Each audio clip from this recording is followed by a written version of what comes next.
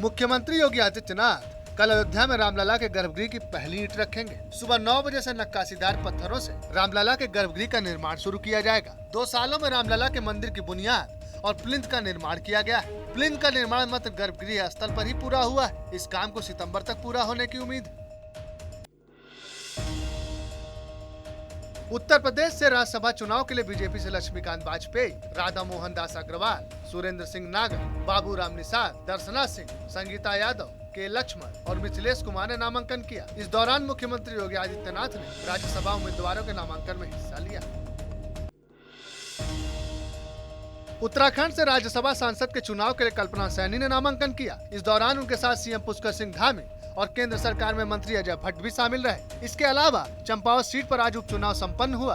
दोपहर 3 बजे तक 52% वोटिंग दर्ज की गई। मुख्यमंत्री योगी आदित्यनाथ ने विधानसभा में शायराना अंदाज में दुष्यंत कुमार की पंक्तियों के जरिए अखिलेश यादव पर हमला किया। उन्होंने कहा कि नेता प्रतिपक्ष मुद्दों को बढ़ाते हुए कुछ ऐसी बातें कह गए जिसका खामियाजा प्रदेश अतीत में भोग चुका है। उन्होंने कहा कि कैसे मंजर सामने आने लगे, गाते गाते लोग चिल्लाने लगे।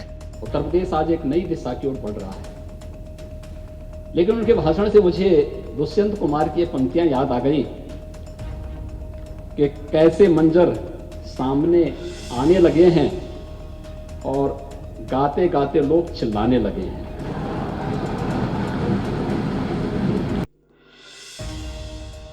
एसपी नेता अखिलेश यादव ने विधानसभा में सीएम योगी पर शायराना अंदाज में पलटवार किया। उन्होंने कहा कि बदले बदले मेरे सरकार नजर आते हैं। इसके अलावा अखिलेश यादव ने सदन में सवाल खड़े किए। उन्होंने कहा कि पिछले 5 बजट में कितना विभागवार खर्च नहीं कर पाए। इसके अलावा उन्होंने प्रदेश की कानून व्यवस्था पर भी निशाना साधा। उन्होंने कहा कि भाजपा सरकार में हत्या और दलितों के अपराध में यूपी नंबर 1 है। नेता सदन भी शेर और शायरी और कविताओं की बातें करने लगे हैं। बदले बदले मेरे सरकार नजर आते हैं, क्योंकि मंत्री लोग विभागों का बजट नहीं खर्च कर पाए थे, इसीलिए आज वो मंत्री नहीं है। और आपने एक मंत्री नहीं हटाया, शायद 22 मंत्री हटे। तो जो गैप है बजट का, वो आखिरकार क्यों है? आपके विभाग की कैपेसिटी क्या है? आपका विभाग खर्च क्यों नहीं कर पा रहा है? आप बताइए कि 20-21 में आप कितना खर्च नहीं कर पाए विभाग वाइज? आप बताइए 19-20 में आप खर्च कितना नहीं कर पाए? 18-19 में आप खर्च नहीं कर पाए? 17-18 में नहीं खर्च कर पाए? आखिरकार जो एक्चुअल बजट था और जो आपको एक्सपेंडिचर करना था, उसमें गैप क्यों है? जो आंकड़े एनसीआरबी के बताए जा रहे हैं, आज तो अध्यक्ष महोदय जो चाहेगा वो आंकड़े पा जाएगा। केवल नेता सदन के पास वो एनसीआरबी के आंकड़े हों तो वो सच नहीं है। कोई भी आज एनसीआरबी के आंकड़े देख सकता है। 2020 में जब कोरोना चल रहा था, उस समय भी उत्तर प्रदेश में हत्या हो रही थी, लॉकडाउन था। भाजपा सरकार में हत्या नंबर 1 पर है। भाजपा सरकार में दलितों के खिलाफ अपराध में यूपी नंबर 1 है।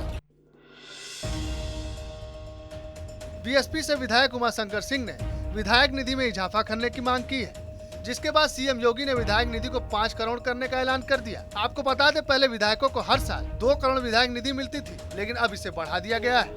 के माध्यम से मैं नेता सदन जी से मैं विनम्रतापूर्वक आग्रह करूंगा कि जो क्षेत्रीय विधानसभा हमारी विधायक निधि है, इसको कम से कम नेता सदन, विधानमंडल क्षेत्रीय विकास निधि, इसको कम से कम 5 करोड़ रुपया माननीय सदस्यों को देना।